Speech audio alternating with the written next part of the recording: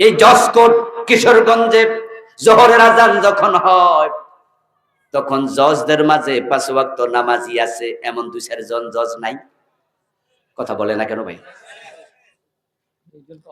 যখন জোহরের আজান হয় তখন 5 ওয়াক্ত নামাজ পড়ে এমন 2-1 জন জজ আছে। জোহরের নামাজ পড়ার জন্য তিনিও মসজিদে গেলেন।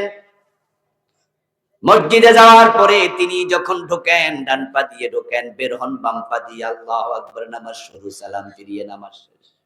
রাসূলকে তিনি ফলো করছেন কদমে কদমে, পদে পদে।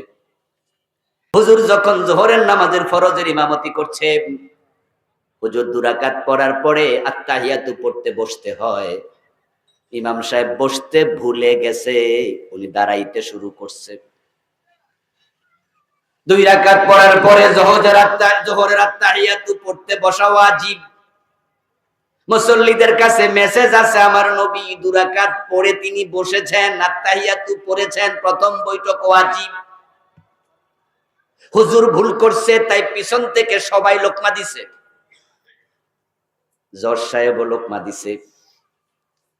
হুজুর যখন স্মরণ পড়ছে ভুল হইছে, হুজুর লোকমা গ্রহণ করে বসে আত্তাহিয়াতু পইরা তারপরে যথারীতি নামাজ শেষ। এখন জজ সাহেব নামাজের পর আবার এজলাসে গিয়া উনার চেয়ারে বসে রায় দেয়া শুরু করছে। আজকে রায় হবে চুরির মামলা, চোর ধরে হাত কাটো, এমন বিধান কোরআনে আছে না নাই? চোর ধরে হাত কাটা সুন্নত, ওয়াজিব না ফরজ? আর হুজুর যে মিস করছিল সেটা কি? আমার কথাকে আমি বুঝাইতে পারতেছি না, তো জবাব দিচ্ছেন না কেন? তাহলে বলেন না, হুজুর যেটা মিস করছে সেটা কি ছিল? আর চোর ধরে হাত কাটা ওয়াজিব না ফরজ? এই হাকিম এই ফরজ কাম করে? তো হুজুর যে লোকমা দিল, কিছুক্ষণ আগে হুজুর যখন ভুল করছিল, হুজুর যে ধরে লোকমা দিল, সব মুসল্লি তো একসাথে লোকমা দিল। যেই হাকিম 53 বছর ধরে চোরকে জেলে দেয়, অথচ নবী মুহাম্মদ আমাদের আদর্শ, উনার জীবনের লক্ষ্যের সাথে লক্ষ্য মিলবে, কাজের সাথে কাজ মিলবে, কথার সাথে কথা মিলবে, সব রাসূলের মতো হওয়া লাগবে। এখন নবীজি মুহাম্মদ সাল্লাল্লাহু আলাইহি ওয়াসাল্লাম তো বলছেন, যদি আমার মেয়ে ফাতেমা চুরি করে আমি ফাতেমার হাতটাও কেটে দেব। রাসূলুল্লাহর জামানায় চোর ধরে হাত কাটছে, এটা শখের বসে না আল্লাহর অর্ডার?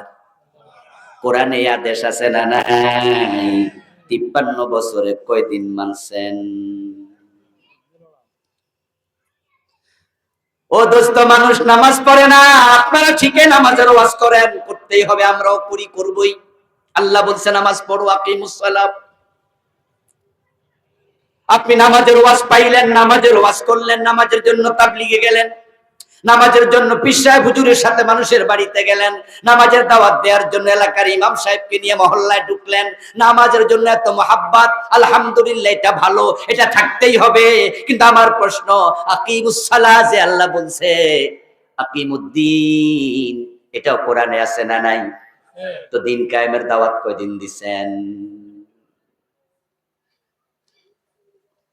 আপনি আকিমুস সালাহটা বুঝলেন ঠিকই, দিন কায়েমেরটা বুঝেন নাই, ওটা কোরআনে নাই।